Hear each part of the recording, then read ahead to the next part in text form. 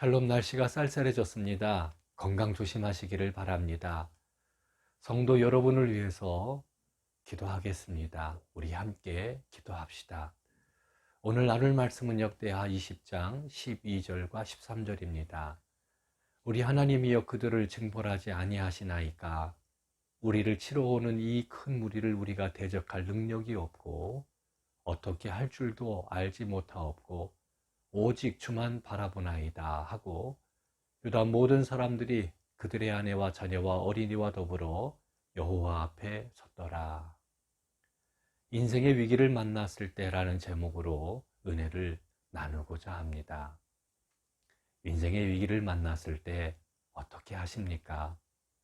생각지 못한 위기를 헤쳐나갈 지혜가 없고 힘도 없습니다. 그렇다고 위기를 피할 수도 없습니다. 감당해야만 합니다. 이럴 때 어떻게 해야 그 위기의 문제를 해결할 수 있는지 여호사밧을 통해 알 수 있습니다. 여호사밧은 전쟁이라는 위기를 만났습니다. 모압 자손과 암몬 자손들이 마온 사람들과 함께 와서 여호사밧을 치고자 했습니다. 전쟁이 일어난 것입니다. 여호사밧은 전쟁을 감당할 만한 힘이 없습니다. 그는 이렇게 고백합니다. 우리 하나님이여, 우리를 치러 오는 이 큰 무리를 우리가 대적할 능력이 없고 어떻게 할 줄도 알지 못하옵고 오직 주만 바라보나이다. 여호사밧과 유다 백성은 쳐들어오는 적들을 감당할 만한 힘이 없었습니다. 지혜도 없었습니다. 곧 전쟁이 일어나는데 어떻게 할 줄도 몰랐습니다. 참으로 답답한 일이 아닐 수 없습니다. 여호사밧은 감당할 수 없는 전쟁의 위기 앞에 오직 하나님만을 바라보았습니다. 하나님의 도우심을 구했습니다.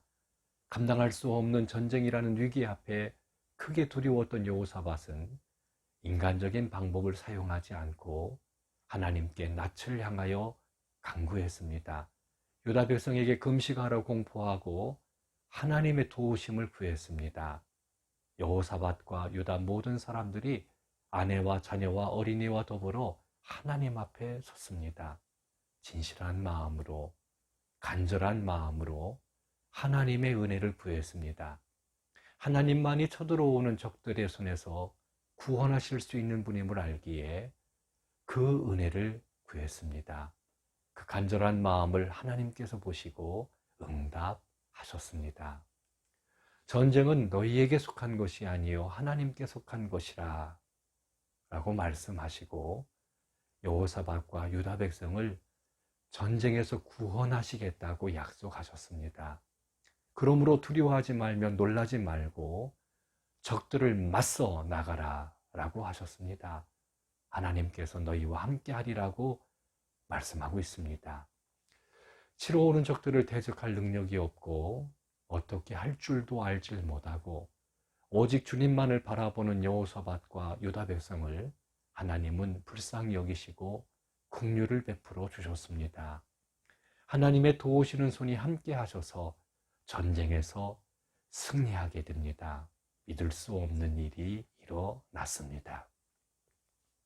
반면 아사왕은 이스라엘 왕 바하사가 유다를 치러 왔을 때 여호사밧과 같이 하나님을 찾지 않았습니다. 그는 여호와의 전 곡간과 왕군 곡간의 은금을 내어다가 다메섹에 사는 아람 왕 벤하닷에게 보냅니다.